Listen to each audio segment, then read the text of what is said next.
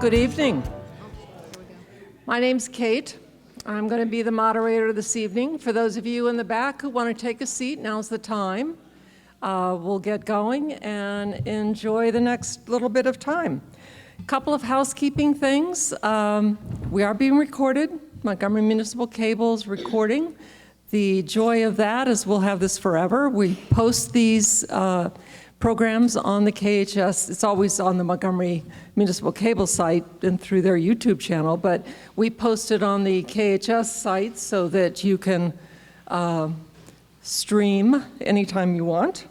So please, cell phones and devices off, because Montgomery Municipal Cable is a great editor, but I don't want them to have to, keep taking out rings. The way the evening's going to run, we've got a great panel here. We've kind of done something different with getting some subject matter experts that can talk about different aspects of our history. And this program is designed to coincide with the 130th anniversary of the incorporation of the town. Have a party last month, have a panel this month kind of thing. Want to say some thank yous to our partners, the Town of Kensington, who's a great partner, Montgomery Municipal Cable, and Patty Poss, wherever she is at the moment, gets a big shout out for, corralling the panel, creating the slide program, and we really appreciate her. So, here we are at 130 years, and as I said, we're going to use that as a starting point, but remember, that isn't the beginning of time here.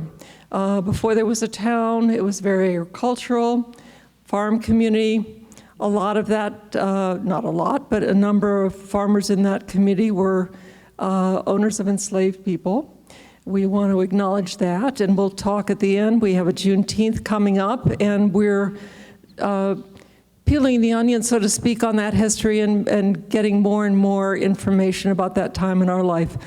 Going back even further, before white settlers settled this part of the country, the Piscataway Conoy tribe occupied this land, and we should acknowledge that fact. So we're going to start with the program as assembled by our panel, and there we go. So that's pretty much how it's going to run. We're going to talk about our past history, and then I'm going to ask at the end of each panel member's presentation to kind of project and say, all right, if we're having this panel 100 years from now, what are we going to be talking about? Well, how do we think our town's going to look? And what should we be doing now to ensure that Kensington's preserved the way we want to? Short summary version of some thoughts on that level. I don't know if Lisa, our town archivist, is here, but there she is. Please meet her after the program. But she and I are creating a framework for the collaboration between the Historical Society and the archives to begin asserting more in the collection of our current history, so that we are building the kind of information that our archives will then preserve and hold, that a panel 100 years from now could look into and be able to be authoritative about what's been going on. I'm remiss, and I realized this today, so couldn't do it in time. In 1992, there was a vision of Kensington that the Montgomery National Parks Commission put together, and I should have read that, and I will. I'll take that charge on. But it'd be interesting maybe at some point to have a small collection of people to look at that vision 30-some years later and see how precedent we think it was. But all that aside, I'm going to introduce our panel. Our first panel as panelist, as it should be, is Tracy Verman, our mayor.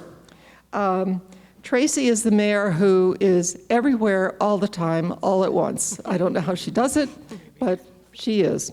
And I want to personally say how much I appreciate her accessibility. I'm fairly new to town, and as I'm getting acclimated to the kinds of organizations I'm involved in, she's been invaluable in being available and sharing her knowledge with me. So she is going to talk about the highlights of our town history and our special, Tracy, am I clicking for you or you clicking? I can click for you. Okay, so Tracy's going to click for Tracy.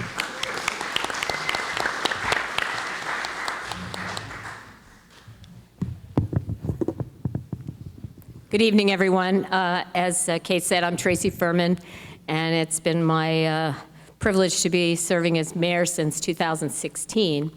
I will start my 5th term in July 1st, so thank you, Town of Kensington residents. So I'm glad everybody can hear. One of the first jobs I did as mayor was I bought a sound system because I was tired of hearing, I can't hear you. so I'm glad everybody can hear tonight. So let me get going here. All right, I think everyone knows what that is. That is our train station. The station is the 2nd oldest active one in the county. The construction date is right at the top of 1891. Back then, the stop was called Knowles Station, named for George Knowles, whose property was subdivided to create much of the town today. When Brainerd Warner came to town to build, his vision of Kensington, he wanted to change the name to the Kensington train station. No one liked that idea, especially Mr. Knowles, but being a wealthy banker and redeveloper, he went down to CSX and talked him into changing the name to Kensington. Otherwise, we could have been the town of Knowles if Brainerd Warner had not done that. So for just 35 cents, Washingtonians could ditch their horses and buggies and take an 11-mile trip out of Kensington to DC Union Station. If you've never ridden the train, it goes from Union Station all the way to Martinsburg, West Virginia. The station was designed by F. Francis Baldwin. For 25 years, he served as the chief architect of the entire B&O rail line. Creating hundreds of buildings through Kensington is one of the only a handful of surviving stations. Did anybody take the train ride for the 150th? That was a great ride, and you saw many of his work down to, we went to Brunswick. Unfortunately, a lot of the stations are not being well kept, and that's a shame because they are absolutely beautiful.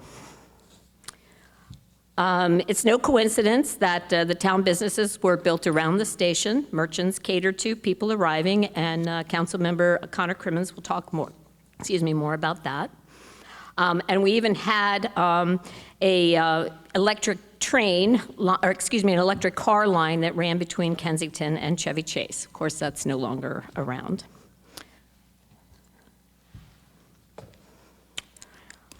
Here it is, what the station looks like today. It's in color. Similar to the original building, it is still the train station for the MARC train into Union Station in Washington, D.C. And the trains run weekdays, 5 in and 5 out, 19 minutes to D.C. There's now an automatic ticket machine indoors. There's no one at the station. The station includes cast iron stove is still there, although I don't think it heats the room anymore, and a public restroom. I'm really thrilled that this year, working with Kate and the B&O Railroad Museum, that we have put together 2 interpretive history boards that will be installed this summer. The first board tells you about our station, and the second board will be on the B&O Metropolitan Branch. So I hope you, when they're done, will certainly let people know, and I hope you take the time to go over and learn about the history of both the station and the branch. Okay, everybody knows where this is? This is one of my favorites. This is Warner Mansion, also known as Warner Manor, also known as Circle Manor Nursing Home at one time, and also known as Warner Circle Special Park by our Montgomery County parks. So you have many names to think of it. Quite honestly, I've lived here since 1980, and I remember it mainly as a nursing home.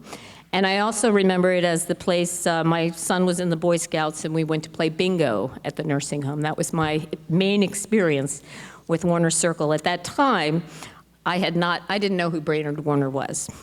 It was just Circle Manor Nursing Home. So it was originally owned by Brainerd Warner. He built this Victorian mansion in 1892 as a retreat for his family from Washington, D.C. The house is built in a Queen Anne style, and note its massive front porch and its asymmetric facade. The carriage house is in the back and was built in 1914. Unfortunately, because the house has not been used since around 2005, when the nursing home closed, the stability of the home is unfortunate, but it's being somewhat maintained, and we'll further down, I'll explain that. But some of the landscaping is overtaking the porch, which is really a shame because it is a beautiful, beautiful part of the house. Warner made his wealth as a real estate developer in D.C., known for his grand buildings in the busy city. Warner purchased a large portion of what is now Kensington to the south of the railroad tracks and subdivided it. He named the subdivision Kensington Park after the famed Kensington section of London, known for its majestic gardens. The estate became a model for other Victorian-style homes in the neighborhood, as homes were built with large plots and plenty of green space. In fact, the town's curving streets were intentionally designed to contrast DC's rigid grid system. Warner lived in the Kensington until 1918, and during that time, the estate was a center for social events, including grand parties, entertaining congressmen, senators, and even President William Howard Taft. And I bet a few members of CSX also were invited to his house a few times. Throughout the town, you can spot Brainerd Warner's influences. He donated funds and land for the Noyes Library, the Montgomery Press, and the Warner Memorial Presbyterian Church. Here's the picture of Warner Manor today. After Warner passed away, his home changed hands a few times, and in the late 50s, it was converted to a nursing home. In 2005, the Montgomery County Parks Department purchased the property through Legacy Open Space Program. They stabilized it and did the best they could to upkeep it, considering funding was very difficult between the state and the county. But as they got money, they would try to stabilize the building. And they were looking for people to use the building. We went through a period of people coming in, and for $1, you could have the building. It would still be owned by Parks, but you would be able to, you'd have to put all the preservation and basically built it. So there were no takers on that one. Now called Warner Circle Special Park. It's used for events. We've activated it through some of our groups here in Kensington, Friends of Warner Circle being the first one. There were opera in the park and pumpkin rock and roll. In 2016, Parks engaged with Washington Landmark Construction, and we're this close to seeing something happen I say that every time, this close to seeing something happen. Contracts have been signed, and we're waiting on permits, and hopefully we'll see things happen this summer. So it will be turned into, repurposed back into a home and multifamily for condos. The great thing about that is the land will still be a park. So we will have the house and the carriage house, but it will still remain a park. So, next slide. All right, everybody knows where this is? Excuse me. Across the street from Warner Manor is the Noyes Children's Library. Noyes is the oldest public library building in the Washington, D.C. area. Noyes Library opened in 1893 to serve the 80 or so residents of Kensington. Brainerd Warner donated the triangle of land near the house and built the library. His friend, Crosby Noyes, provided the books, many of which he had reviewed as editor and publisher of the Washington Evening Star. It became a social, cultural, and intellectual center of the community since it was one of the largest public buildings in Kensington. It's not very big, so that's not. That kind of tells you something. Town meetings were held here before. There was a town hall, and the Presbyterian Church met there before their own building was constructed. As bigger public libraries entered the picture, the Noyes became a children's library and early literacy language center, in 1972. Figures I'd fall over that one. Since 1951, the library has been part of the Montgomery County Library System, but the Noyes Children's Library Foundation, founded in 1991, raised money to pay for an operating expenses and to keep the library open during county budget cuts. The foundation continues to raise money. There is a plan that has been approved and mostly funded from the state and from private donors to make the building more to take the historic one-room Noyes Children's Library into 3 accessible floors. Okay, everybody recognize this one too, right? We're sitting in it right now, although the front's a little bit different. This building was originally built as the armory for the cannon company of the 115th Infantry of the United States Army. Okay, I have to say go Air Force, go Coast Guard, because that's my kids are in those, but go Army too. Constructed in 1927, everything about this building's exterior excludes toughness. From its thick brick facade masonry to its reinforced windows and doors, buttress mark of the bay windows to reinforce the main hallway. The extra wide doors in the entry and are large enough to fit a vehicle through. Maybe not all vehicles today, but I guess at the time they could. In fact, as seen as in this picture, originally, there was a ramp that led right up to the entrance where trucks and heavy vehicles could unload. Other parts of the armory have an eclectic history. At one point, there was a firing range here. There was a bowling alley, and even the DMV.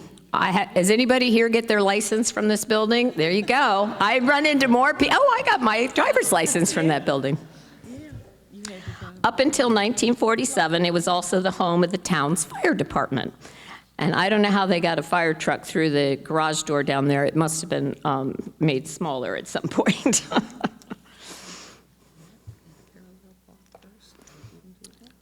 The ramp was removed in the mid-70s and replaced with a terrace and a basement level entry.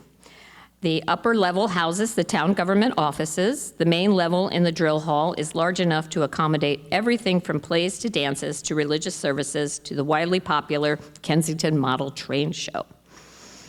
Today's town hall still has a wide range of uses. It's the town's main polling place, and it's the location for all official town businesses.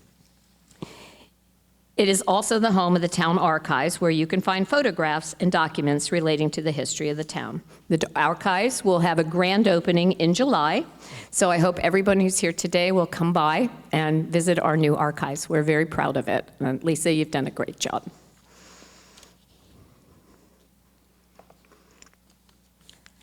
Prominently situated at the northwest corner of Connecticut Avenue and Pliers Mill Road is the Kensington Volunteer Fire Department, which had its origins in the Bucket Brigade, started by the town residents in the mid-1890s.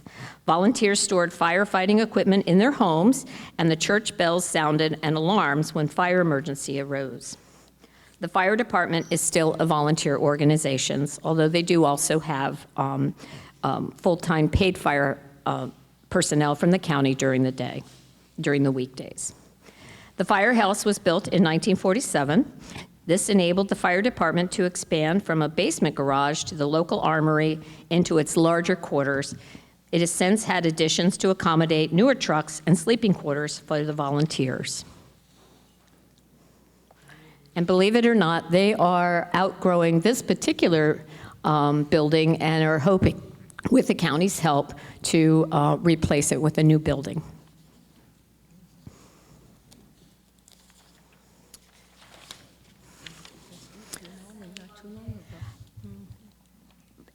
Sort of it, in the same area, maybe not on that facing Connecticut Avenue,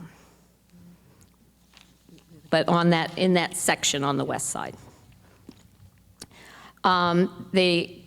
The fire department to the right, there are 2 memorial gardens out front. I don't know if anybody's ever walked by there, but to the left of the main doors is the member memorial garden with bricks naming firemen who have served at this station. To the right is the 9/11 memorial from 2001. It includes a 16-foot steel beam from the original World Trade Center and a boulder from the Pentagon. In 2019, the Town of Kensington donated a plaque to recognize Flight 93 that crashed into Shanksville, Pennsylvania, killing the 40 passengers and crew. It was an honor to be there when they unveiled the plaque for me, and I've not missed one of their 9/11 services since I've been mayor. So I hope they do it every year, so I hope you would also plan to attend. The fire department, as they remember that, and they want you to remember it too. One aside that I neglected to mention, we're going to hold questions from the audience until the end. That'd be more efficient. Tracy, question for you. You know, You're holding them till the end. no, not me. I have the microphone. Sorry. It's this light in my face. It's really killing me. You recognize that with just that one light, we have no clue who's out there. I know. So here we are 100 years from now, a panel on Kensington history. What would we say about the town then, do you think? How would our government look? How would our town look? One of the things you all should know, the parallel thought is, you know, how do we keep current town history so that we can look at it 100 years from now? The town as a municipality is required by the state to have a records retention policy. So everything the town does is so well managed in terms of retaining that information. We can look at any time anyway. So the Kensington Town Archives will not be acting as the town's records site. We'll be looking outside to the town for that. But what do you think we're going to talk about 100 years from now? I think pretty much the things that we're talking about now. When I moved here in 1980, we were kind of, the town, everything was kind of tired. Our beautiful Victorians were in need of restoration. People had lived in them a long time. Our businesses were kind of tired. I don't know, most people know that we were a dry town, so for many, many years. So, you know, once we changed that, then, you know, gee, guess what? You got restaurants. Wow. So I feel like in 100 years, that maybe we'll be needing also, again, to do a facelift. A refresh, yeah. But I won't be here to see that. Better, well, me neither, I'm thinking. But don't you think we're better organized as a town to do that refresh in an iterative process so it'll never go to the slump?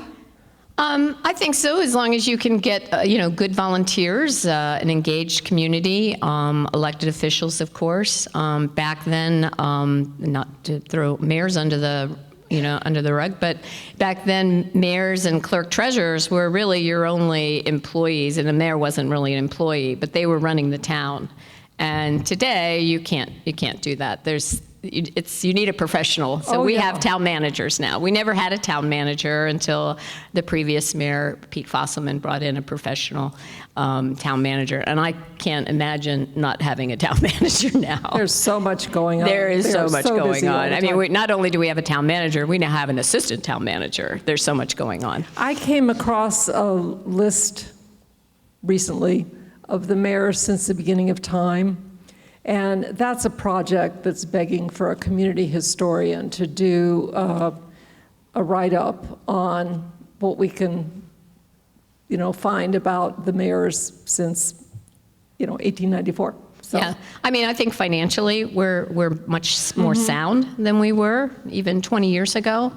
You know, part of that is, you know, real estate and income tax and all the other highway user that we get from the state that we didn't used to get. We get from the county, we get duplication tax now from the county. So We get money for our parks from the county because they don't have to take care of them, so we get, funding from that. We get road funding also from, because we're taking care of them. So I think we're in a better place financially than we've ever been before. So I appreciate what you said about the town as an entity, the financing of the town, our professional managers and all that kind of thing, but you made a point that I think is really important. I think Kensington's a rich community because of its volunteers, and I don't think Kensington 100 years from now will be as rich if people don't stay engaged. Whatever their passion project is, there's something in Kensington to latch on to. So. Well, we're so different. If you look at Montgomery County, our municipality, for our size and our number of residents, we have the largest business community than any other municipality. Don't compare us to Rockville or Gaithersburg or Tacoma Park, but after that, there's Kensington. And our business community is what gives us a lot of flexibility. Otherwise, we're just, don't tell anybody if they live in Chevy Chase View, you're just an HOA.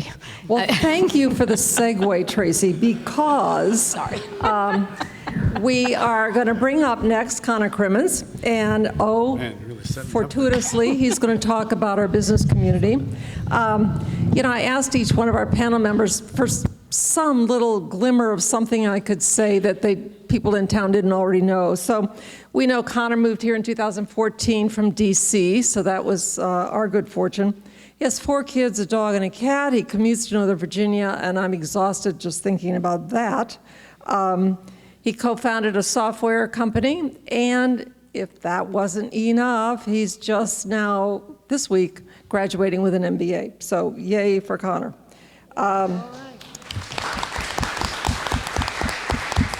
We thought he was the best speaker. We talk about, and Helen will, as she should, our residential, architectural community, our Victorian garden community and all that aspect, but we need to pay more attention to our business community, not only aesthetically, Howard Avenue and things that go along with that, but part of what makes our town successful. So Connor has a special focus on that in terms of the council, so I'm going to give it to Connor and maybe put that back in.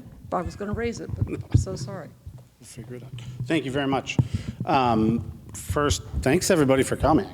This is a lot better than doing it to just a Zoom crowd. Similar to Tracy, this is my 4th term, and part of why I'm looking at the business community is I've had the good fortune of being the chair of the Development Review Board for the Town of Kensington. So while the county has all planning and zoning aspects, we do have considerable weight to every new project that goes on, and that comes through that committee, and I'll touch on that at the very end.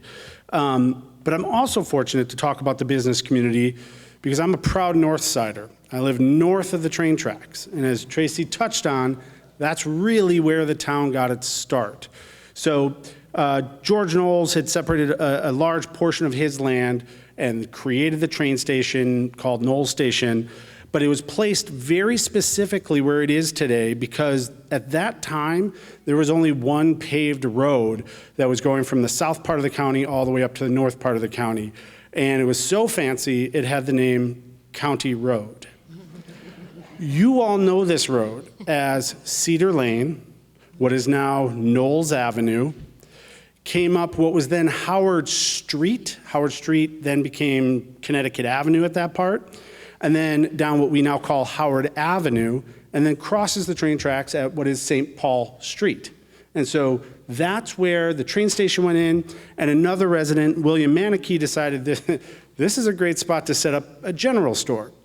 And that's going to be one of the last slides I cover.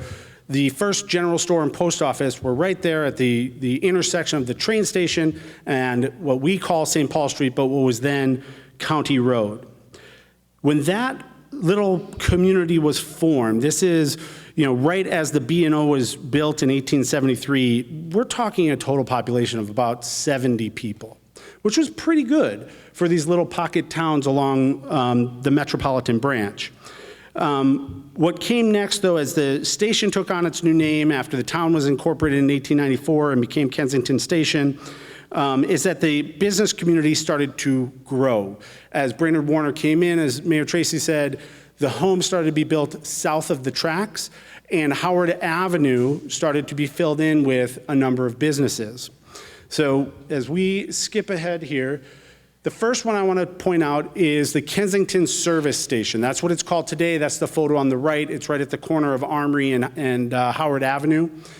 It is one of the longest continuously operated gas stations in the county. So dating way back to the 1920s, right as automobiles were coming about, it's been a standard station, it's been an Esso station, but it has been a continuously operated gas station. And as automobiles became more popular, this gas station and a few others and the mechanic stations along West Howard that came about gave Kensington another identity, and that was Gasoline Alley. We had a number of mechanic shops, we had a number of hot rod clubs that formed, and Kensington was known as kind of that center crux of the automobile kind of nostalgia at that time. So as we move from that corner and we're headed east now down Howard Avenue, we get to our very next building. At the time, right, if you think about you're walking down what is then still County Road in the 1920s, you have a paved road. You don't quite have sidewalks yet. Those haven't come. You've got some wood planks. You're going to hit your shins. That's just was something that happened. But you had gas lamps, so you could be out past dark. In came the first small grocery stores, really small department stores. So here on the left, you see the Piggly Wiggly depicted. As we move down the street, you would also see the first building and loan. The very first one in the county started in Kensington. One of the county's first banking branches, the Farmers Trust, started right around the corner. That has been acquired by bank, by bank, by bank. And you know it today as M&T, and it is still in the heart of our business community. So what you see now, great, is the wonderful preservation of this building. And what we have now on the left, in the black with the colorful mural, is now Tacos Don Perez. And to the right is our amazing independent bookstore, the Kensington Row Bookshop, that's run by Ellie Solasole, a resident and business owner. And this goes to the heart of what is great about our historic business district, is that we have been able to preserve many of these beautiful buildings, give them new uses, and bring them back to life. Just that new mural across those two buildings by a local artist has given new life to Howard Avenue. So as we continue down, we are literally moving one more block down. Now we're getting into the 1940s, about 1945, and you can't see it, but I know it's there. The building on the left, the short one, is the first Safeway in town.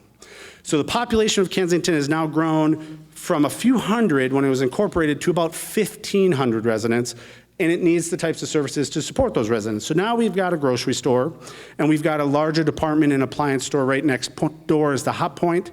And as we fast forward, another 60 years, we now know this to be Antique Row. And in fact, the larger building to the right is what is known as the Gigs Music Studio, and now it's an outdoor music venue as well. But this just shows you that by preserving these buildings, we have gone through 2, 3, 4 iterations of what they can be to where they are now. And Antique Row was largely the vision of one person who saw in the 1970s as Connecticut Avenue had been built and larger developments were going out there. The shopping center was being built. Safeway decided to move out there, not the way it's oriented now, but it moved out to Connecticut Avenue. At that time, Morris Parker started buying up a number of these properties, renovating them, and then converting them into a large antique mall, and that's what we see today. Our Antique Row today is, yes, antique shops, but it's record shops and artist galleries and boutique stores and cafes and restaurants. So it shows you that what something was yesterday and what it is today and what it will be tomorrow is ever changing to meet whatever the community needs are. So we're coming down one more building, just to give you another depiction of just the great preservation that has occurred along Howard Avenue. So at the time, this building was a general store. You see it in the left from 1924, and has been largely preserved and is still now a vintage and mid-century modern furniture store. And it is very active throughout the week. And around the corner to the left is our little Howard Avenue Park, which fronts our farmers market.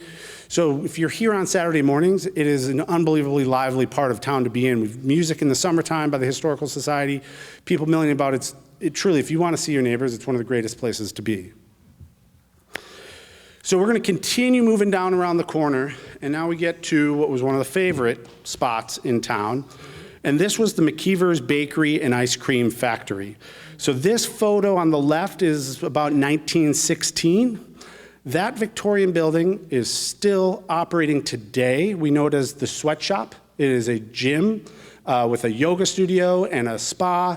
It has been a number of things in between, but it goes to the point, which is, I know Kate's going to ask me this question, so you're going to hear me hit it again, preservation. These buildings were preserved under historic preservation and just good ownership and stewardship so that they could get second, third, and fourth uses.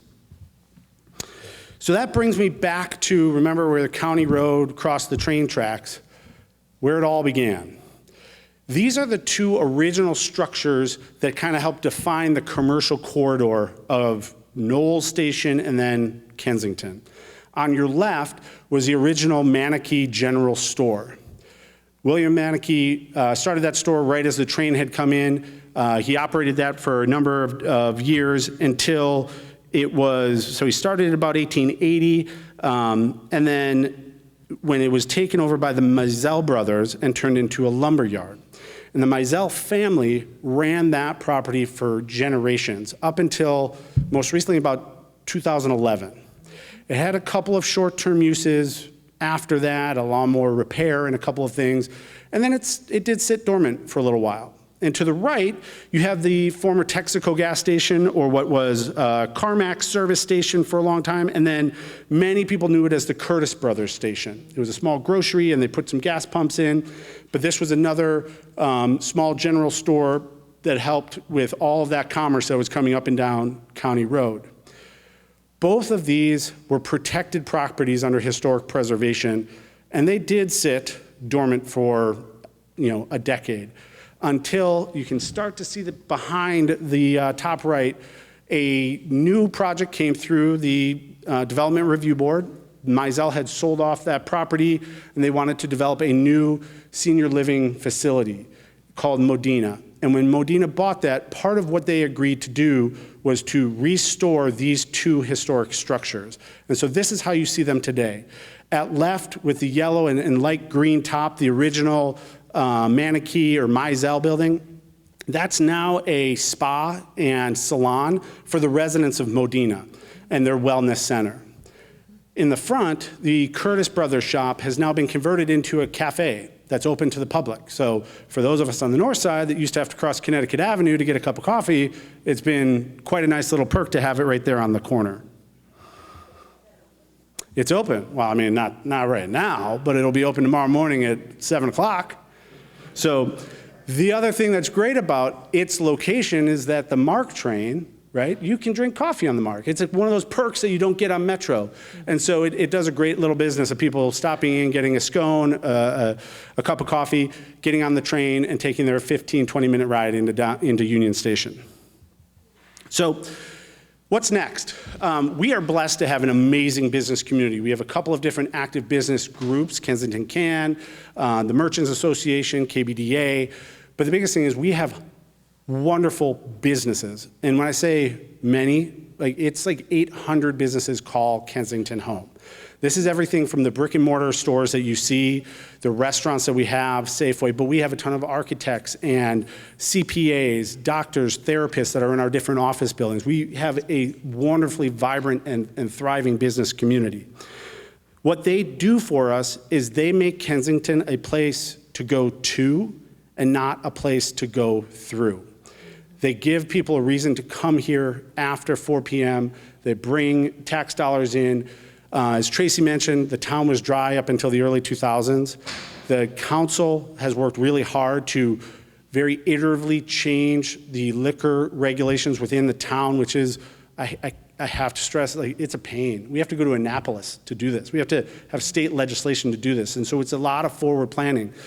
But what we have today is we have over 40 different restaurants and eating establishments in the town.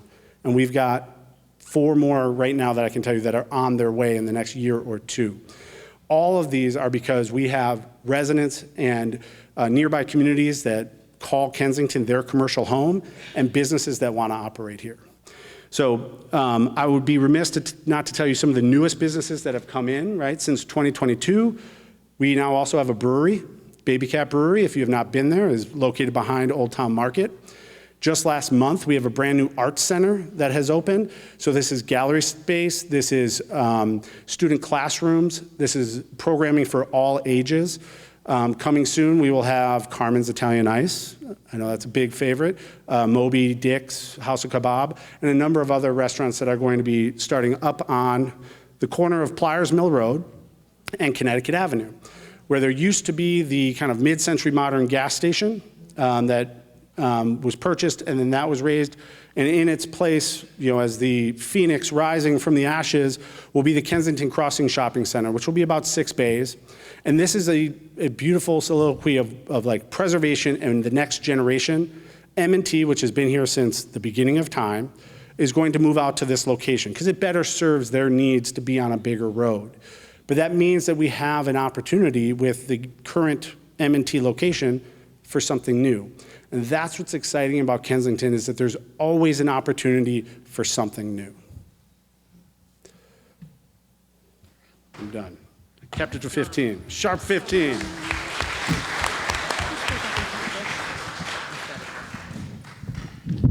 So Connor had a clue that I was going to come around and ask this go forward question, and so he already answered it, but I'll find a question to ask here. So much of our look and feel of town, does relate to Howard Avenue, although, we're expanding into other commercial business areas. How do we keep, in a preservation mode, how do we keep the physical Howard Avenue structures, the sweatshops and the gas station, how do we keep those intact for the next 100 years? More than anything, it comes down to active, caring business owners. There are a number of places throughout the county, and you can say this across the United States. There are a number of places where you have absentee property owners, right? They bought a property, it's serving a financial need for them. Maybe it's a tax write-off, or they're getting, rent off of it, but they live California or Texas or anywhere else, and they don't care about the property unless they don't care about the community. We are fortunate that we have a number, a good share of our properties are owned by people whose families have been here for decades. And the next generation that's coming in and wants to buy or move their businesses in want to be those stewards. They want to be in Kensington and be a part of the community. And that kind of devotion, right, from the Art Center to Ellie Selassie at the bookstore, that's why you see these beautiful structures being renewed and reused, is because of active and considerate and thoughtful business owners. That's, I think, is a key point, kind of goes along with supporting Tracy's idea of how do we keep our town character. Well, it's the people who live here, it's the people who work here, people who own property here. I've had the good fortune to meet Dennis McCurdy of the Kensington Business District Association, and also talked to Ellie, and she really sparked my interest. She's pretty articulate and passionate to see that the history of the businesses in town are collected, kept, and archived. So we're going to pay a little more attention. The KBDA records are going to come into the archives as a collection, if Lisa likes it as a collection enough. So we're going to start to focus really on the recording and gathering the history of our business community, so we're better shored up in that regard. So our next speaker, we are a Victorian garden community, right? And a lot of the character of the historic district in particular, but wider than that, is around our beautiful public and private gardens. So Ann Lichter is going to give us an overview of those gardens and where we're going to go for here. We're kind of an oasis here in a suburban sprawl. How do we keep that? For those... Oh, we're going to go Helen. We set it up wrong. So scratch that. Going back then, the Victorian garden community idea, let's take that into the houses and the architecture. And there could be nobody better to speak to us on that than Helen Wilkes, who's an architect. And how she finds the time, I don't know, but she's our LAP lead here with the Historic Preservation Commission. She also does projects far and wide and is very active in a community of preservation and architectural efforts, you know, broader than Kensington. So she's going to talk to us about our special architecture, and take it away, Helen. I'm wondering. Historic preservation is important, and we wouldn't be here tonight speaking if this weren't a historic district and we weren't preserving our buildings. But I just wanted to mention, to expound on the garden park suburb part of Brainerd Warner's development, and the fact that this whole concept of organizing, if I could, I can't advance my slide. Oh, can I? Okay, how do I do it? Like that? There it is. Okay, so that's the map of the town delineated by the dotted line, and the gray area is the historic district, which includes this part of the commercial district. Why is it just that when there are other historic houses in the town? Well, it's because it has to be a contiguous group of buildings and houses. And so there are some buildings in town which sadly are every bit as historic as the rest of this historic district, but they're not in the historic district, so they don't have those protections. But it was designed as a garden park suburb, which was laid out in regular lots, mostly 50-foot lots, but then you can see it's designed around the home of Brainerd Warner and his family.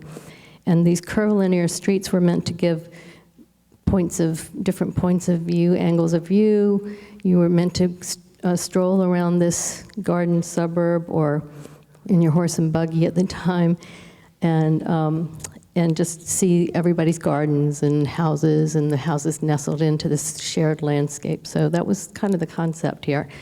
And it's still very evident if you happen to walk around, and I do recommend it because the Historical Society has done a very good walking tour that will explain a lot about the different houses in the town.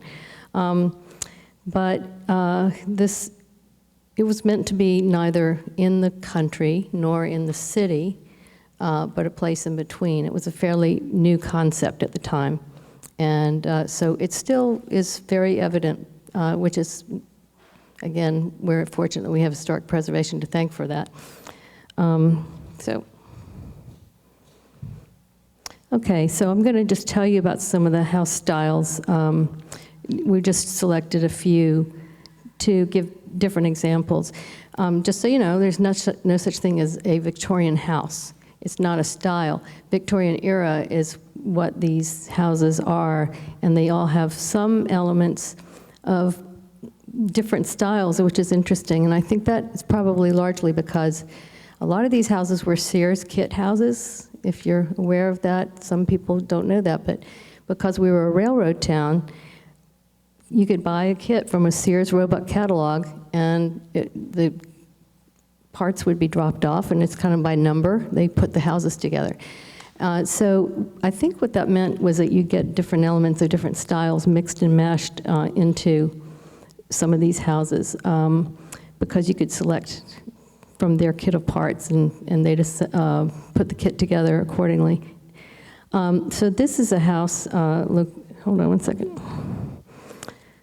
This is located at 10308 Montgomery Avenue, which is sort of close to the post office. And this house is a house style. It's an L-shaped gabled house, and I'd say it's more in the Queen Anne style, but it's got elements of other styles too. And it's it was popular between 1870 and 1920, this type of style, and its street front gable has an opportunity for pattern. In this case, you've got the diamond-shaped shingles in that gable as decoration. More frequently, you'll see fish scale shingles in those gables as a way to draw the eye up to that gable. But this one was built in the 1890s, and it combines a variety of stylistic elements, as mentioned, and the main entry with its fan light and side lights is typical of the Georgian style. And by lights, I mean the door and the fixed glass next to it. Those are called lights. And so that decorative aspect is there in this. It's not very well shown there. And then you've got the bay, which is a very typical element of Queen Anne style. And then on the right, which is an interesting aspect, you've got the physician's waiting room for the original, or one of the original owners, and the name Dr. Eugene Jones can still be seen on a sign above its entry here on the right, over here. And also the polygonal bay, that polygonal bay there, and then the arches, that's a fairly unusual feature, but you see them on 2 or 3 houses in Kensington, that kind of arch rather than the column kind of supports for the porch part. But porches are kind of ubiquitous part of Kensington's houses, and that's a big part of, to my point of view, the community building aspect of the indoor-outdoor space that allowed people to talk to neighbors as they're walking past the house, or it's just kind of a uniform way of connecting the houses to each other and to the people on the street walking by. Also, you can't see it here, but there's a big carriage house in the back, and it's probably, I think this is the second largest after Warner Circle. And the family that lives here, the woman Angie is, Kilcullen is one of the people who started Girls Who Paint, which is in the historic district in one of the old commercial buildings, and she runs art classes out of her carriage house, so that's a wonderful reuse for that property. And then, let's see. What did I do? Oh. Sorry. Okay, 10216 Kensington Parkway. This is across the street from the Kensington the Johnson's Shopping Center. And this is a very interesting Queen Anne style. Turrets are one of the things that you see on a lot of Queen Anne style houses, and this one is very prominent in front and center, front and side. But it's got elements of different styles too. On the left side, you can't see it here, but there's a hipped roof behind that. On the right side, you've got a typical gable. So gables, if everybody knows that, is a triangular part under roof on a house. And a lot of Queen Anne houses have a gable, but also a cross gable somewhere in the house. And this is an East Lake style element that's not very typical, which is that kind of fretting and more delicate, lacy top frieze at the porch, but it's got the turned columns, which are typical, and of course the porch that is essential to communing with your neighbors. And let's see, what am I missing there? One moment. 1892. Oh, yes. And then you could tell very interesting histories of most of these houses, but this was bought by Cornelius Clum, who moved to town because he was a pressman, and he was the owner. He bought the Montgomery Press from somebody in Rockville, moved it to Kensington, and had the press on Howard Avenue in one of the old buildings. So the Clum family raised 3 daughters there, and they all lived there to their last days. And you'll hear more about the last of them, who tended the garden directly across the street. And today it's called the Clum Kennedy Garden. So you'll hear more about that from Anne. But that house has got a lot of history I wish I knew, because I'm sure there are lots of stories. Yes, and that's that house.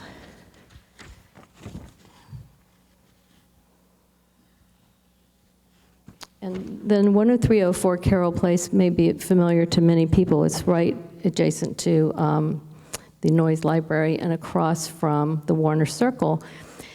Interesting because it sits uniquely on that curve that is so prominent as you're rounding the bend to go toward Howard Avenue from the Circle area. It has a three-sided wraparound porch, which is fairly unusual, but certainly gives it a great prominence, and it's completely appropriate to have that where you've got that curve and lots of things to see from all sides. It's got an unusual turret here. It's not just the straight, vertical plane here, but it just steps back. It's almost like a viewing tower. In fact, I wonder whether that was an open tower at one time, because that was done. It's got that unusual feature of projecting an ornamental frontis piece on that gable. And like Queen Anne style houses, it has asymmetry. It has, it doesn't try to be clearly classical, or it has ins and outs, and that kind of yin-yang relationship of the Queen Anne style is wonderful, and really typical of kind of the attitude that came with the building of Kensington, that you wanted to connect people with nature, and the house and the architecture reflect that in the way that they interact with the ins and the outs, the bays, turrets, the asymmetry, like nature is not symmetrical in its presentation. So anyway, this is a wonderful emblem, and I think of that style, and I think that it's, also there's a balcony here that projects out on this side that faces in that direction, and it's called a flag balcony. I guess that's where they displayed their flag. And I think that's a very good example of that one. The next house is on the west side of town, and this house is more classical in its lines and boxy. In fact, it's called a four-square because four-square can be different styles, but a four-square is roughly square and typically has a hipped roof all the way around, and sometimes it has dormers on all four of those roof sides, so you can make use of that attic space.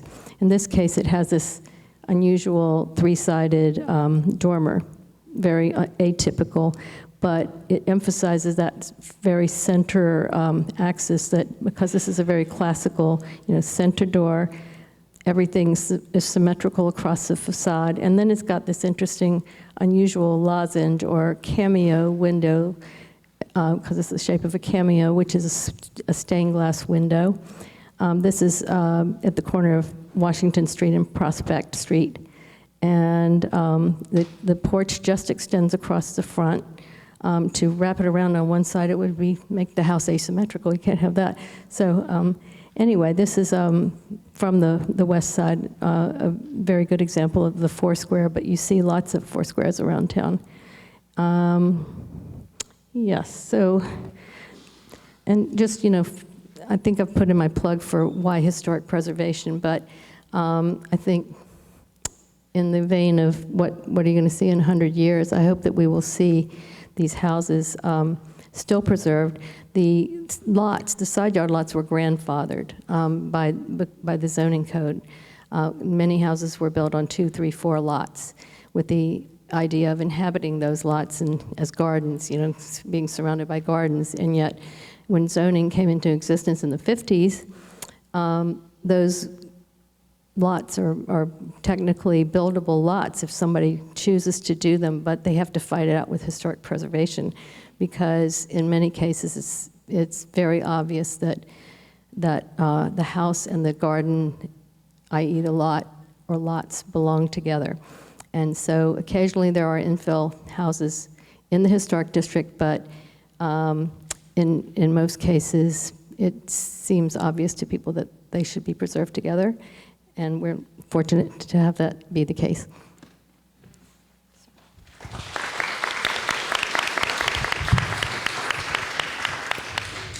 Couple thoughts. On the KHS website, there was a program we did in January where Helen was gracious enough to host a panel of folks from the county, and we really went through, for the benefit of homeowners in the historic district, just how to go through the preservation process for changes to your home, the benefits of doing so, and it's very informative and meant to be there as a resource that people can pick up and use from here on out. And, you know, in the interest of time, I'll make this a quick question for a quick answer, but two parts. So here we are 100 years from now. Hopefully our wonderful homes that are in the historic district are being preserved, and how do they, one question, two parts really, how do they do that in where technology is advancing, improvements are happening, people are going to want to do things in their home to make them more energy efficient, sustainable, blah, blah. And this is a curiosity of my own. Is there a home now that we wouldn't consider important historically, but 100 years from now, is that home important historically? Well, answering the second question first, yes. I mean, I think mid-century modern right now is coming into its own, not within the Kensington Historic District, but certainly in the surrounding area. There's this incredible Charles Goodman enclave within a couple of miles of here that has houses that were similar in the concept of preserving nature, such that the houses were situated to save the most important trees. Charles Goodman, the architect, situated them, and so they don't line up along the street lines, but align with what was needed to be done to save the trees that needed to be saved to preserve that atmosphere, the environment that was so important. So that really is a fascinating fact, I think, when you consider that Kensington was built around this concept and really built the gardens up around, because it was really farmland. And so I don't know whether there were important trees to save, but now there are a lot of important trees that are worth saving in the historic district. But yeah, so we have what's called primary and secondary resources, and even secondary and non-contributing resources in our historic district get some of the protections and tax credits that the old houses get because they're part of that garden setting, and preserving that setting is primary even with those houses. So I suspect that will still be preserved. I hope so. Thank you. Thank you so much. So now, because I was confused and saw Ann next in person, who was not next in presentation, I'm going to finish introducing Ann.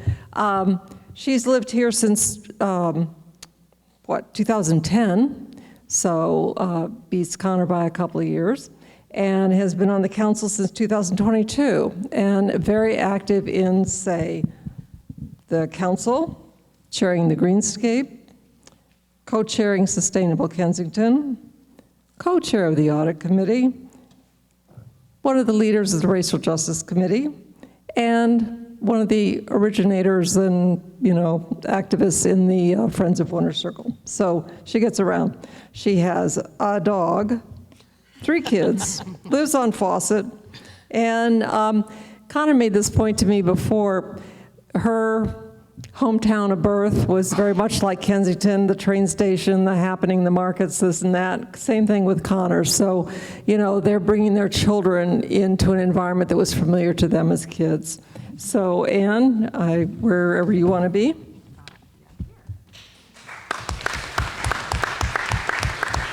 Thank you, Kate.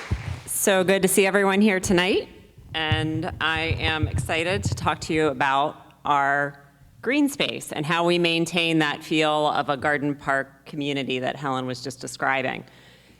So not everyone realizes that we actually have 7 town parks and 4 county parks within our town boundaries, which is a lot for a small town. I'm not going to go through all 11 tonight, don't worry.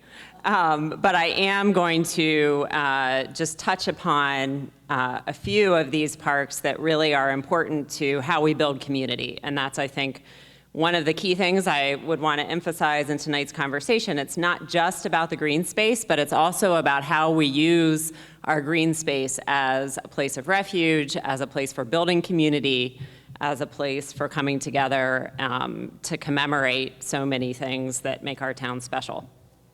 So to start, Howard Avenue Park, this is in front of the Prevention of Blindness Thrift Shop, which is where the Montgomery Press building was housed. You heard earlier mention of that with Cornelius Klum. Now it's a beautiful example of a small pocket urban park that has a lovingly maintained garden. I want to thank our neighbor, volunteer resident, Allison Oppenheim, and many others. Angie Freeman has helped with maintaining the garden here. We have the benches nestled in, so it's this nice little scale. The scale of it is very nice for where it sits, and it enables us to do things like the Kensington Historical Society concert series. You'll see Girl Scouts selling here on Saturday mornings. You'll see people often pausing here just for a rest, a conversation. This is one of, I think, our special gems right in the middle of our historic district. It could be a parking lot, but it's not. Moving along, just down the road, this is a very graceful, gorgeous park, Flynn Park. This is across from the post office, and since the fountain was installed, thanks to the efforts of Mark Hudson, a local realtor, in 2017, he spearheaded this effort to raise funds to purchase and install this park. A lot of people now, I know my kids call it Fountain Park, but the original name, Flynn Park, dates back to a beloved teacher in Kensington, Nancy Rutherford Flynn, who taught in Kensington schools in the area from 1919 to 1953. She was also a charter member of the Women's Club of Kensington. Her house was actually here, and after she passed away, eventually the town had purchased her home. Eventually it was demolished in 1970, and we created this beautiful park in her memory. This has become a space that is very active. We were just here a few days ago for the Kensington Can Business Association gathering, a lovely event. As you walk by, no doubt you see people meeting there for lunch and picnics. We've been there. I know there's Christmas caroling that is organized around the fountain. We've been there on more somber occasions to speak out against gun violence. And just recently, I was talking to Ellie Sola-Soleil from the Kensington Row Bookshop. She was saying that given that some of the tables actually have chess boards built in, she would like to activate a chess club in that space with instruction for kids. So this is an example of how a space becomes not only a beautiful place of respite, but a gathering space for the community. And one thing I'd like to emphasize, part of the reason these types of activities happen in our parks is because we have a public works crew that maintains our parks, keeps them beautiful, and because I think, Mayor Tracy, you've made a point of moving support to local community groups. If they have an idea for an event, to support having that event happen, and that's how we activate our spaces. It's through people in the community coming forward with an idea, and time again, we see that in Flynn Park. Now, moving along to Klum Kennedy Park, I know many of us consider this the jewel of our town parks because it is really a gorgeous garden setting. You heard a little bit from Helen about Cornelius Klum and the Victorian across the street from here, and his three daughters, Helen, Mary, and Bertha. So growing up here, Kensington was a natural playground for them. There was lots of places to explore, and as they grew up, began maintaining this space, creating a beautiful garden. Eventually, Bertha started gardening as well with Frank Kennedy, and when the space was sold to the town of Kensington in 1984, she asked that it be named in honor of her neighbor, Frank Kennedy, who had helped maintain it. And then after Bertha's death in 1987, the garden was named Klum Kennedy Park. So many of you may have noticed that in recent years, it's been gone through a lovely facelift and rejuvenation, thanks to the Greenscape Committee. We had several folks involved in thinking about how to open up the space a little bit, redesign it, let the beauty of the specimens in that garden shine through.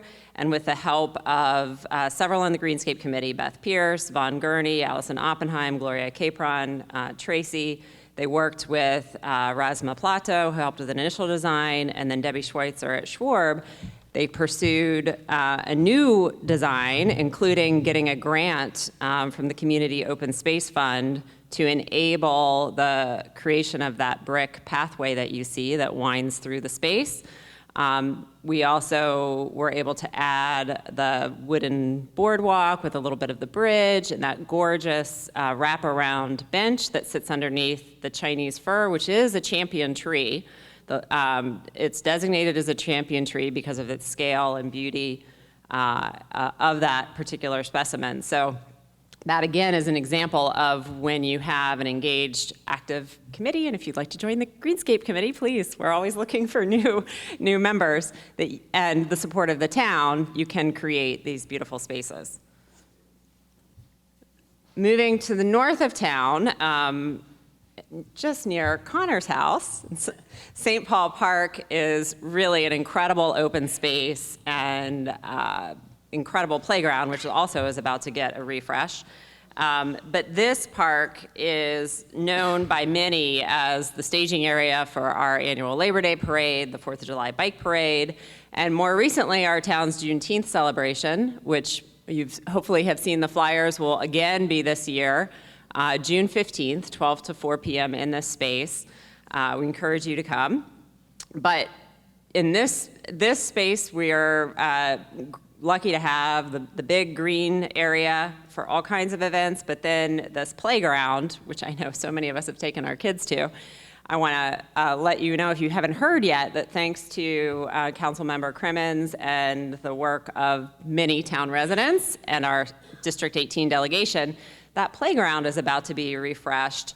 They've secured a grant so that we can install equipment and new ground covering that helps with people with all kinds of mobility and abilities to be able to access the park in a way that we haven't been able to do before. So thrilled to see that moving forward.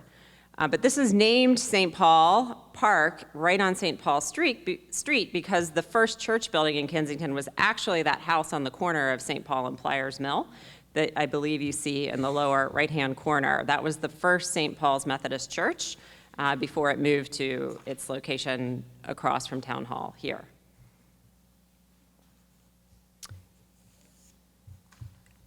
I hope that many of you recognize this park, Ernest Memorial Park, which is tucked away there at Connecticut and Armory. It is named for a former mayor of Kensington, Mayor Ernest, who was a mayor in the 20s and the 30s. And this is our original war memorial in town, first dedicated in 1947 to those who had served in the World Wars. There was a copper urn with their names burning there in eternal light. And the initial memorial, unfortunately, was damaged and destroyed in a car accident in 2001, which led to the redevelopment and redesign of this memorial. And I know I've attended Memorial Day ceremonies there with residents. It's fitting that it's there at the entry point to our community as you head towards what was the Armory building. And many of you may have noticed, actually in several of our parks, Jason Swain, who is the head of our public works and an artist, has created a number of gorgeous carvings. And here we have an American bald eagle as a tribute to our nation's military who've served us through the years. So I would encourage you, if you haven't spent time there, please take a moment to notice it, particularly around Memorial Day. So this is technically a county park, Kensington Cabin Park on Kensington Parkway, but it is worth mentioning and noting because it is a place where we've all spent so much time, and we have this historic building, which was begun during Roosevelt's Civil Works Administration, but it was halted, and the Montgomery Parks had to step in and pick up the project, salvage materials, finish the building, and I have heard that this was a very popular site for summer activities. I don't know if anybody growing up in Kensington would go there. I see some hands raised for when school was out. And thankfully, with, again, engagement of local residents and the Kensington Historical Society in cooperation with Parks, the cabin was restored, was rededicated in October of 2018 and named for former mayor of Kensington, Jane Plank, a mayor who just recently passed away. And now this building is available for rent through Montgomery Parks. But more importantly, this is a space that we can continue to use and enjoy in the community. So I know you're probably going to ask me what's next. What do you want to ask me? I think I'm at the end. Am I at the end? Yeah. Yeah, here's a little slant on that. So we've talked about our parkland. Well, this is a garden community because of private gardens also.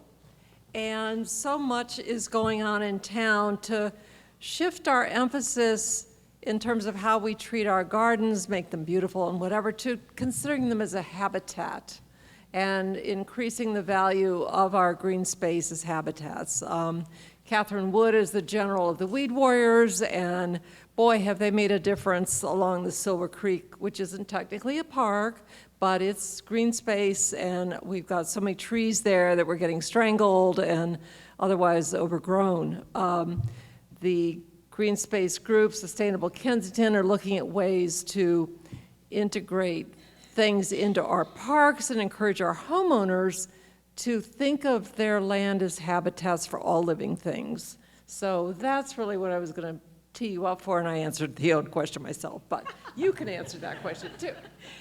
Well, just briefly, I'll say that a major emphasis of the Greenscape Committee is to preserve and enhance our tree canopy and our green spaces, whether they're on public or private property. And so, yes, shout out to Catherine Wood and the team that has revitalized the tree canopy along Silver Creek on Kensington Parkway. We're always seeking volunteers.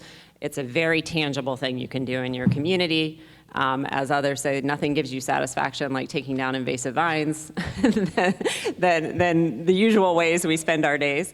But also through the Greenscape Committee, we're doing a lot of education for residents and moving into the business community about how to care for the trees that we have. We have a very active street tree program that the town funds. And with the help of some of our Greenscape Committee members and the work of our Sustainable Kensington Committee, we are now looking at how to encourage people to have their gardens Baywise certified. Carolyn Morrissey here in the audience can talk to you about that after tonight's presentation. And also adding pollinator habitat to public spaces and private spaces. So we're going to be doing more work in that direction. This is critical given the intense rains that we've been facing, given the heat that we face, that we enhance and preserve the green space that we have if we want to have the community that we desire 100 years from now. With more champion trees, right? Yes. It's my real pleasure to introduce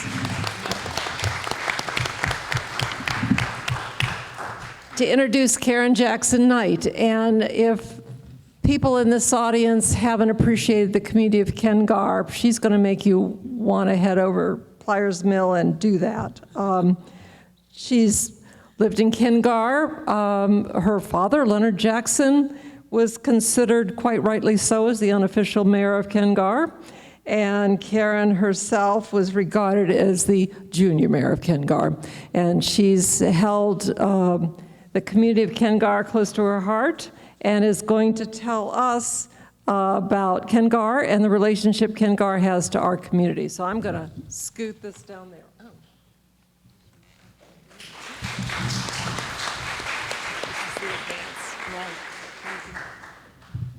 First of all, I'd like to say happy 130 years anniversary to the town of Kensington. What most of you don't know, though, is that Kengar is older than the town of Kensington. That's right. How about that? Kengar was established in 1892, but we're still a little older, but we have a good rapport with each other. And let me see, which one am I talking about tonight? One more. There you go. Okay. I'm talking about the schoolhouse in Kengar. This schoolhouse was originally one of the Rosenwald schools. There weren't too many in Montgomery County. I think it's about 12, and only about 2 or 3 are still up and running. Kengar is still one of them. This was established in like 1921, and what it was that Julius Rosenwald was the CEO of Sears and Roebuck, and he told a lot of African American communities, if you came up with if you would build a school, I'll give you $200 to help build your school. And that's what the people who lived in Kengar did. They decided they wanted to build a school instead of having the kids go right next door to Lee's AME Church all the time. They felt like they needed a school of their own, so they built this one right here. Let's see what we got here. So this school is over 100 years, this building is over 100 years old, as well as the community. Kengar is Kensington's historical community. Let me tell you where it's located. Kengar is, for those who don't know where Kengar is, the school. I'm going to tell you where it is. If you don't know where Kengar is right behind the fire department. It's on the street of Pliers Mill Road, which back in the day used to be Bonnie Castle. All the streets in Kengar have English names going with the name of Kensington, unlike a lot of the ones in Kensington. But anyway, they all had the Earl of Mertford, the Earl of Walmesley, Shaftesbury, whatever you want. But Bonnie Castle was an odd name, and eventually they changed it to Pliers Mill Road. So if you go in back of the firehouse on Pliers Mill Road and keep straight on down, you won't get lost. The schoolhouse is on the right-hand side, and if you keep on going, you end up in Rock Creek Park. That's why I say you don't get lost, because it's one way in and one way out. That's the way they made a lot of African-American communities back in the day, and they also put a lot of them near railroad tracks as well. Okay, did I answer your question? Okay, and now a lot of people do walk through Kengar. There was a time when people didn't walk through Kengar, the people from Kensington. It was considered a bad area. But over the years, we got away from that. And in the 1970s, with the urban renewal of the Kengar community, which Kengar was the Montgomery County first county renewal project, they renewed this building and made it a community center. And, oh, that's not it. That's my dad. Yeah. They renewed this building and made it a community center, and our relationship with the town began in the 1990s, early 1990s for sure. We did a lot of things out of our community center. Kengar had a lot of firsts, a lot. We had home study for the kids from grades kindergarten all the way up to 12 and the late 1950s to the 1960s. We were the first ones to have mobile med. Have you all heard of mobile med, which is the mobile medical center? We were the first ones. Mobile med was designed for the Kengar community so that they would have a place to go and get health care. From there, we did, what else? We did a lot of news.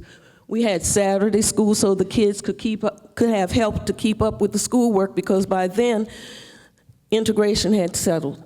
And I think I was one of the first ones to go to Kensington Elementary for kindergarten.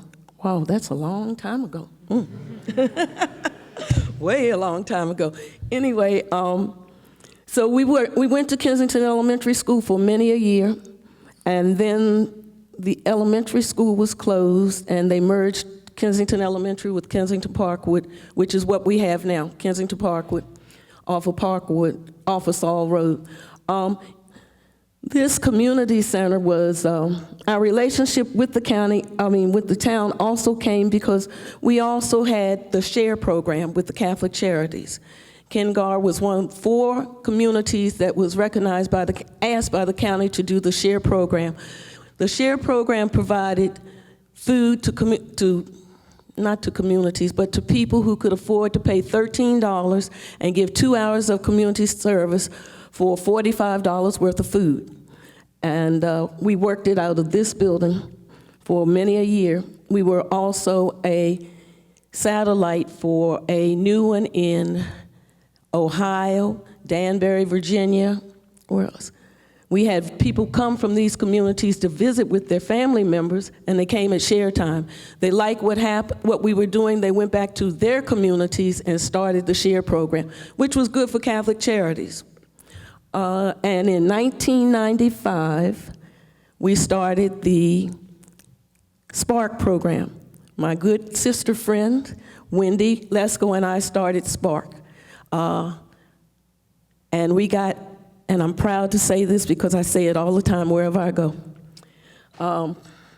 We got our volunteers from the town of Kensington. From the town. It was mothers and daughters, fathers and sons, fathers and daughters. And can you imagine 100 people volunteering in this building 4 days a week? And we did it for the cluster, our cluster, which was Kensington Parkwood, North Bethesda, and Walter Johnson.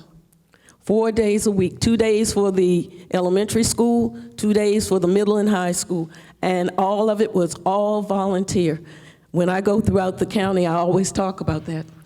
I give the credit to Kensington, because if it wasn't for here, we wouldn't have succeeded. And it was a successful program, too. We won the J.C. Penney Award, the Marriott Award, PTA Award. We were, at one time, winning so many awards, and WETA. We even appeared on WETA. And we got, later years, we got a lot of our tutors from WETA because we got to run a segment for 15, well, they said 15 minutes. I think it was 15 seconds. But it worked. It worked because we got more tutors, and it worked good for the kids. We had no teen pregnancy the whole time we were in business for 13 years. And I'm proud of that. I really am. I'm proud of this building, too, because in the early 1990s, the county decided they were going to finally come back and clean it up and remodel it. So from there, we asked Mayor Jack, that's why I knew him as Jack Jones, but I knew him as Mayor Jack because my father was a friend of his, and Mayor Jack, if we could come here and do the share program. So for about 6 months, we came here downstairs and did the share program so that the people that we served would not be out of food when they needed it. And then in 1992, we also celebrated the 100-year anniversary. We had everybody that had a stake in our community. The town of Kensington, the police department, the county, you name it, we had it. We had a good time, but I think they had a better time at the 125. Anyway, this building also was remodeled in, I guess, 2014, something like that, and I know what it's like to go to Annapolis like you all did. Yeah, except you knew you were going. You had time. I was told at the last minute on a Wednesday that I had to go the following Monday to Annapolis to ask for some money to remodel this building. There's nothing like having the county executive, Isaiah Leggett, come and look at your building and his head maintenance man, or whatever this man was, say to him, tear it down. That's what he said. It's nothing like having the county executive turn around to you and say, Karen, what do you want to do with this building? I felt blessed and lucky, very lucky. And I asked them to remodel it. They remodeled it. We don't have the new picture here, but go ahead. No. Oh, 1, 2. Oh, that's the new community center. Yeah. Thank you. Thank you. The Rosenwald schools, you can tell the Rosenwald schools, if you look at the windows, they could not change the windows on the building because it was historical. But those of us who met there for meetings, like we had a group called the Communities of Kensington, of 20895. We used to have meetings there. We always knew we were going to be cold during the summer and hot cold during the winter and hot during the summer. But we knew we could always go there and have our meetings, too. And I want to thank the Posey's family for the bench. You can't see it, but their son made two beautiful benches for the side, on the left-hand side, for people to come in and sit down. And he took care of the foliage as well. And we're proud of it. We thank him very much for doing this for us. But you know, there's nothing like being the last one to talk, because you don't have to talk so long. Right? Okay? So I guess I want to bring this back to my father, who was Leonard Jackson. He was the biggest warrior or chief of Kengar for doing urban renewal. When Kengar couldn't get the federal urban renewal, the people in Kengar fought to get one from the county. So we were, there again, the first in something else. We were the first county urban renewal. And at that time, we didn't have sufficient sewage. We did not have lighting. The streets were all dirt streets. The homes had no sufficient, they were shacks. They had insufficient plumbing. A lot of them were owned by Russell Mizell, and they were substandard. Eventually, he ended up selling them to the county for the urban renewal program. Also, we have 2 apartments in Kengar that were Mr. Fawcett's. And I know you all know Mr. Fawcett because he has some apartments right down here on Howard Avenue. He was a good landlord. We missed him a lot. When he wanted to increase the rents on those apartments, and the county denied it, but the community went to bat for him because they felt that he deserved to have the increase in rent, but the county denied him. So we've had a long, long history of a lot of things here, and I guess I need to wrap it up too with the bridge. Has anybody gone across the Summit Avenue Bridge? Have you looked to the left and to the right of it? There's a picture. There is a great picture, 2 great pictures. Going forward? Okay. I know my father would have loved to have seen this. And here's the famous bridge, which the town had paid to get done, and the top is the, what is it, the town portion? Well, it's the Kengar. Okay. Okay.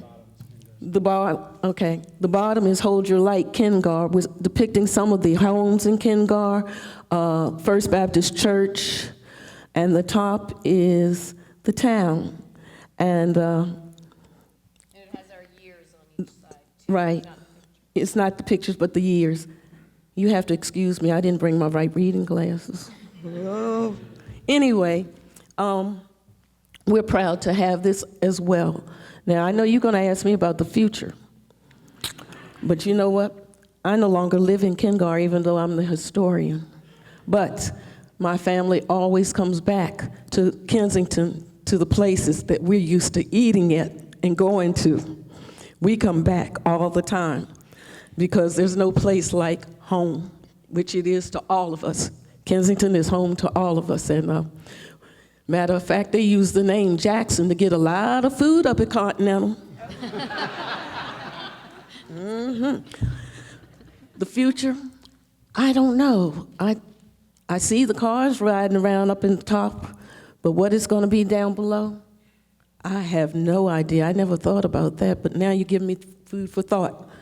And I thank you all for having me.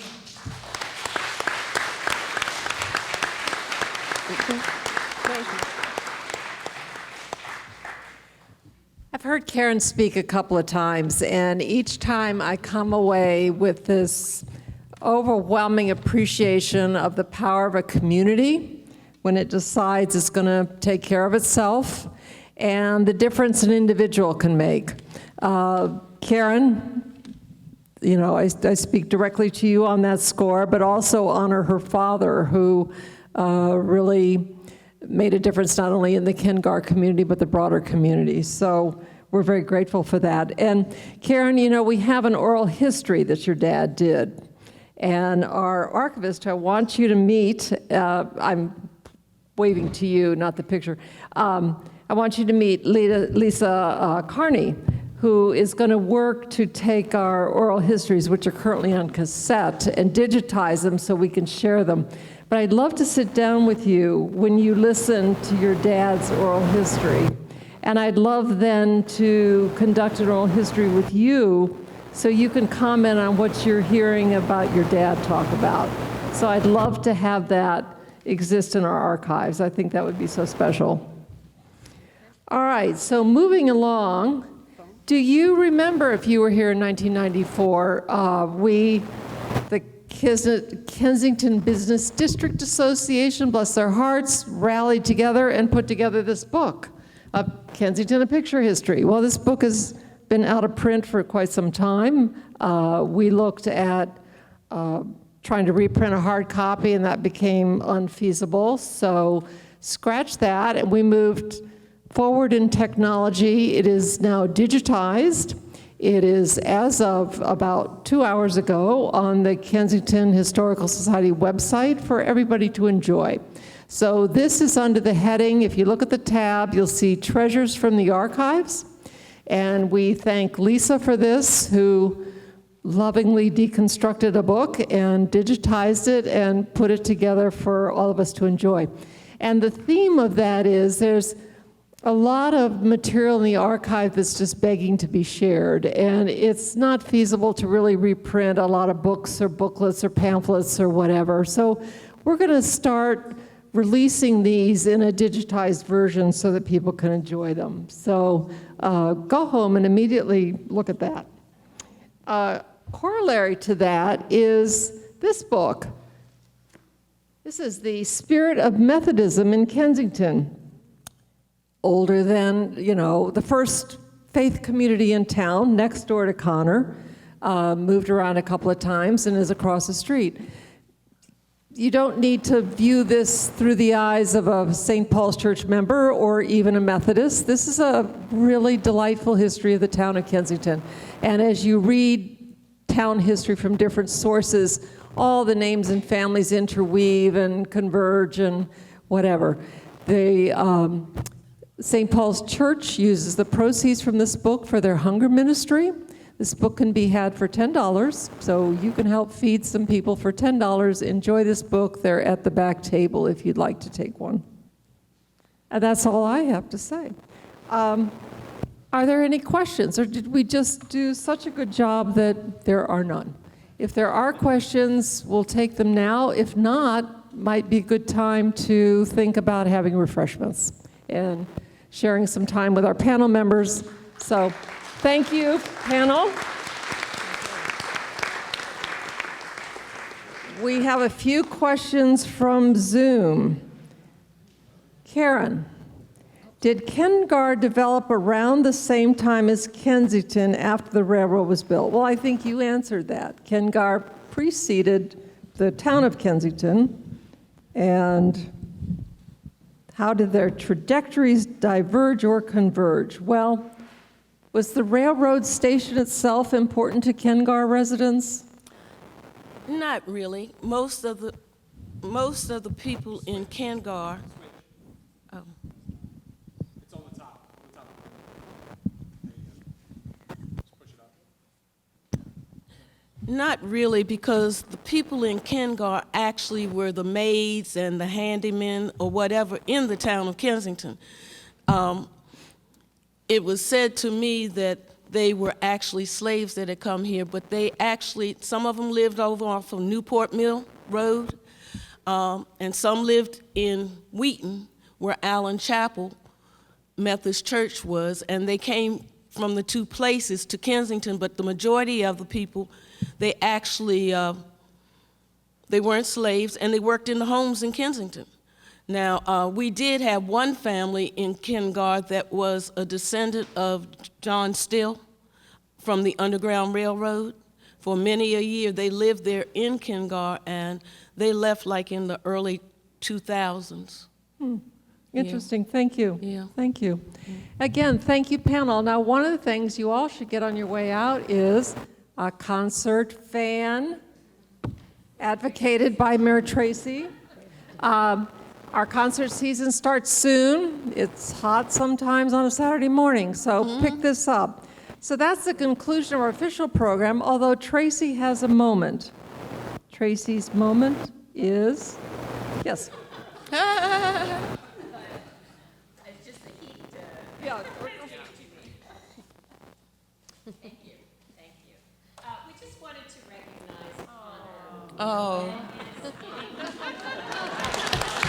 His MBA. That's nice. Connor has been working for the last 2 years getting his MBA, and how he's fit that in is amazing, with 4 kids, a big job, and then working for the town. So we just wanted to congratulate you on your getting your MBA. You worked really hard on it.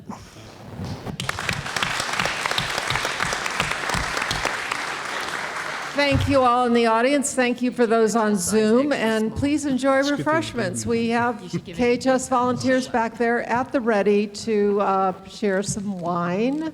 We've upgraded here, wine now, and some munchies, so thank you.